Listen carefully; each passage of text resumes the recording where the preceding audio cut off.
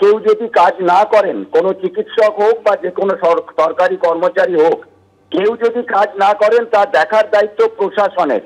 তার জন্য দপ্তর আছে, বিভাগ আছে। যারা ওখানে গিয়ে হুমকি দিয়ে এসেছেন তাদের কোন অধিকারে তারা যায়, সেইটা হচ্ছে আমার প্রথম প্রশ্ন।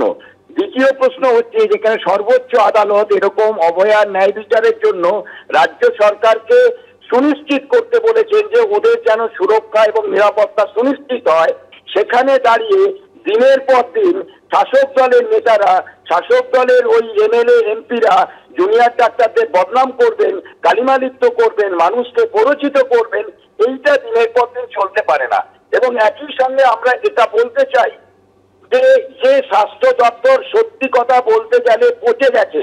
এখানকার যা দুর্নীতি, সেই দুর্নীতি নিয়ে আমাদের তদন্তকারী সংস্থা সিবিআই বলছে আমরা শুধু মাথাতে পৌঁছেছি, লেজ পর্যন্ত পৌঁছলে সেই দুর্নীতির পরিমাণ শিক্ষা এবং রেশন দুর্নীতিকে পেরিয়ে যেতে পারে।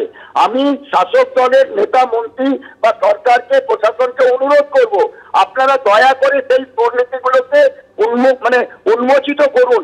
অহেতুক প্রশাসনের ভেতরে নাক গলাবেন না।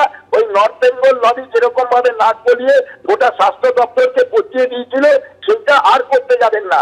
কেউ যদি কাজ না করে তাতে আমাদের, তার জন্য যদি কোনো প্রশাসন ব্যবস্থা নেয় সেটা নিতেই পারে, কিন্তু তার মানে এটা হতে পারে না সমস্ত নেতা মন্ত্রীরা যেখানে যাকে পারবে চিকিৎসক, জুনিয়র ডাক্তার তাদেরকে বাঁচিয়ে বেড়াবে। এইটা আমরা কিছুতেই মেনে নেব না।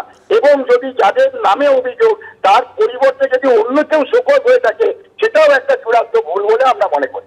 অনেক ধন্যবাদ মানসবাবু। গতকালের ঘটনা, অর্থাৎ দিনহাটা হাসপাতালের ভেতরে ঢুকে দুই তৃণমূল নেতা, তাদের হুঁশিয়ারির মুখে পড়তে হয়েছিল দুই চিকিৎসককে, এবং তারপর আজকে ওই হাসপাতালের অন্য দুই চিকিৎসককে শোকজ করলেন সুপার। একটা তো হবে, কারণ তো থাকবে, কি কারণে আপনাদের বসে আর আপনারা দেরি করে এসে পেশেন্ট পরিষেবা না পাওয়ার জন্য সরকার, মমতা বন্দ্যোপাধ্যায়, আমার মন্ত্রী উদয়ন গো তার নাকাটা দেয়।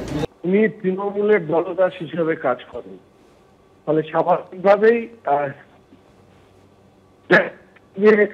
নেতাকে খুশি রাখতে গিয়ে এই ধরনের কাজ হয়েছে।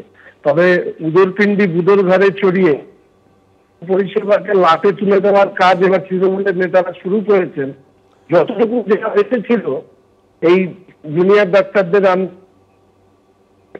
সিনিয়র ডাক্তারদের তার সাথে যুক্ত হওয়া, এবং এর ফলশ্রুতিতে এখন ডাক্তারদের বিরুদ্ধে যারা এই আন্দোলনের সাথে যুক্ত হয়েছিল, প্রত্যক্ষ পরোক্ষভাবে সমর্থন জানিয়েছেন, তাদের উপরে ঝাল মেটানোর দায়িত্ব নিয়েছে তৃণমূল কংগ্রেস।